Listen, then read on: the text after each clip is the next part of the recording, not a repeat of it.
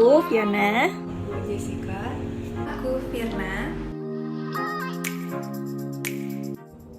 Nah, di video kali ini kita membahas tentang apa sih guys? Jadi, di video kali ini kita bakal membahas tentang pengaruh perubahan media tradisional ke digital loh. Wah, menarik banget tuh. Kalian penasaran gak sih? Kalau penasaran, yuk langsung aja simak video kita yang satu ini.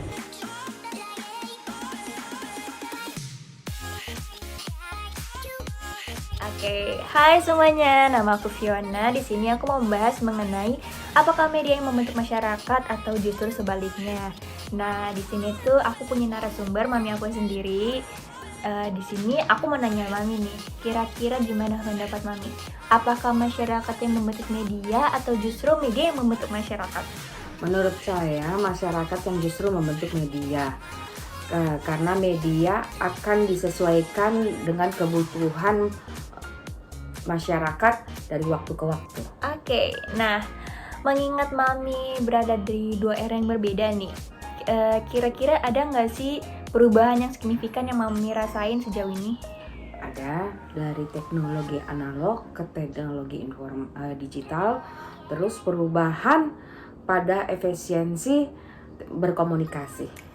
Oke, kira-kira mami ini pengguna media nggak sih? Iya. Nah, kira-kira apa sih arti media untuk mami?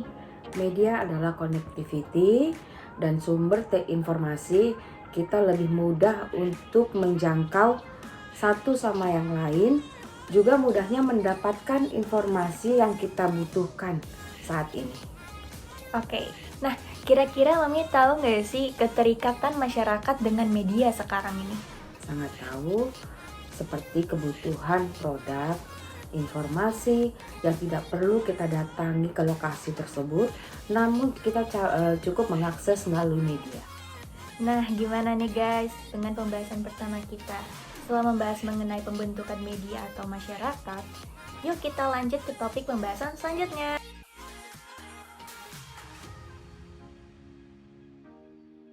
Hai, aku Firna dan aku akan membahas mengenai pengaruh media dalam kehidupan sehari-hari berdasarkan aspek afektif. Tunggu apa lagi, langsung aja deh kita tanya. Gimana nih pendapatnya Nya tentang media yang saat ini tuh terus berkembang mempengaruhi kehidupan kita? Ya, menurut saya tentang media yang terus berkembang ini membuat banyak hal menjadi lebih menguntungkan, ya. Lebih bisa membantu kehidupan kita sehari-hari. Oke, lanjut ke pertanyaan 2. Apa yang Nya lakuin ketika media ini sudah mempengaruhi kehidupan kita? Ya, kita kayak dituntut untuk mengikuti perkembangan zaman, ya. Kalau ketinggalan, jadi gaptek, nggak tahu apa-apa. Oke, pertanyaan ketiga. Gimana caranya Nya menyesuaikan diri nih dalam perkembangan media seperti sekarang ini? Untuk menyesuaikan diri dalam dunia perkembangan media seperti sekarang ini, kayak tadi ya, kita dituntut untuk terus belajar, mencari tahu, ya, karena kalau kita nggak mau belajar, kita jadi ketinggalan, jadi gaptek gitu loh. Oke, apa ada perubahan nggak nih yang Nya rasain selama ini? Oh, jelas banget, jelas banyak banget perubahannya. Kayak kalau dulu kita cari informasi apa-apa di koran, nah kalau sekarang mudahnya bisa langsung aja dari HP, semua informasi lengkap ada di sana. Itu kelebihannya, tapi kekurangannya kita jadi kurang bersosialisasi.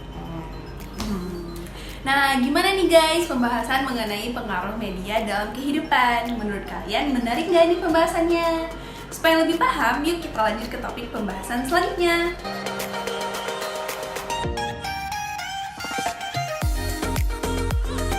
Guys, aku Jessica dan di sini aku membahas mengenai apakah keberadaan media mengubah aspek kehidupan di sekitar. Nah, langsung aja kali ya kita ke pembahasan pertama. Aku mau nanya, apa sih definisi dari media jika dilihat dari menurut dari tahun ke tahun? Media itu alat yang digunakan untuk menyampaikan pesan ke masyarakat yang terus berkembang dari tahun ke tahun. Oke. Kalau pertanyaan kedua nih, gimana menurut perkembangan media yang rasain tuh apa sih? Tentunya perkembangan media pastinya dari tahun ke tahun terus berkembang dan membantu mempermudah dalam segala hal. Oke. Ketiga ya menurut nih dengan adanya media Apakah perubahan dalam berbagai aspek di masyarakat, apa yang ia rasain sih dengan adanya keberadaan aspek di masyarakat itu? Tentunya banyak perubahan yang terjadi. Contohnya dulu kalau kita misalkan mau tahu suatu berita harus membaca koran atau melihat berita di TV. Kalau sekarang bisa diakses melalui handphone. Oke, lanjut aja kali ya, kita ke pembahasan keempat. Menurut ini, dengan adanya media ini, apakah perubahan yang terjadi kini berasal dari perubahan media tradisional atau dari media digital? Perubahan berasal dari media digital karena mengikuti era sekarang yang makin canggih. Oke, nah gimana guys, sejauh ini kalian udah paham belum mengenai apakah keberadaan media mengubah aspek kehidupan sekitar?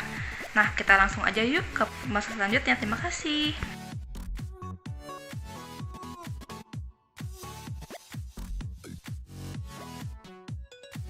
Hai, nama aku Sheryl dan aku akan membahas mengenai pengaruh gaya komunikasi dan dampak kognitif, afektif, dan konatif dari keberadaan media digital saat ini.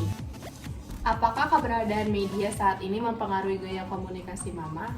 Iya, karena media sosial sekarang banyak menggunakan kata-kata gaul seperti ingin tahu, sekarang dibilangnya kepo, sehingga mempengaruhi gaya komunikasi orang tua menjadi lebih menyesuaikan di zaman saat ini.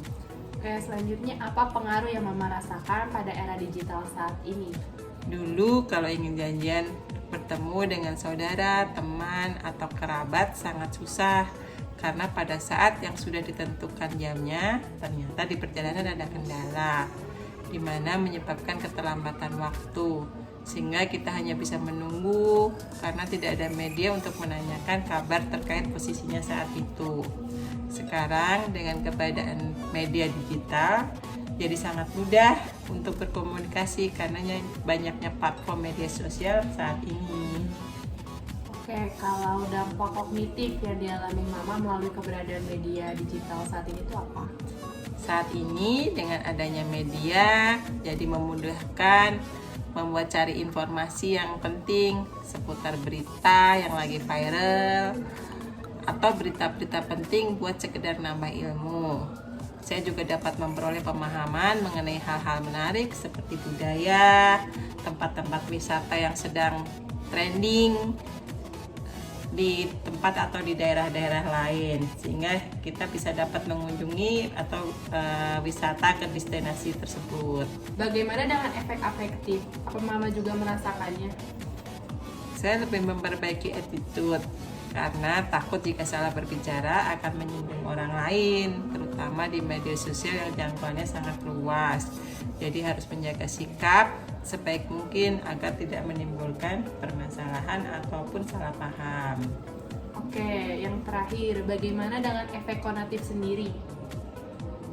Media sosial memberikan kemudahan informasi di dalamnya. Contohnya sering disiarkan mengenai bantuan donasi kepada korban bencana alam maupun masyarakat yang sedang membutuhkan, sehingga terdorong rasa empati untuk saling membantu ataupun memberikan bantuan kepada mereka yang sangat membutuhkannya. Oke deh, terima kasih buat informasi menariknya, terutama bagi seluruh narasumber pada vlog kali ini. Nah, itu dia tadi pembahasan pada vlog kita kali ini. Gimana nih guys, pembahasan kali ini menurut kalian? Menarik gak? Setelah pembahasan dalam video ini, teman-teman udah bisa nih melihat bahwa perkembangan dari media tradisional ke media digital memberikan banyak pengaruh di dalamnya loh. Jadi, kita sebagai pengguna media harus bisa menyeleksi dalam penggunaan media sebaik mungkin pada setiap media yang kita gunakan. Sekian dulu pembahasan dari kami, kelompok 3. Semoga pembahasan yang kami berikan melalui video ini bermanfaat ya. Terima kasih, bye-bye. Bye-bye.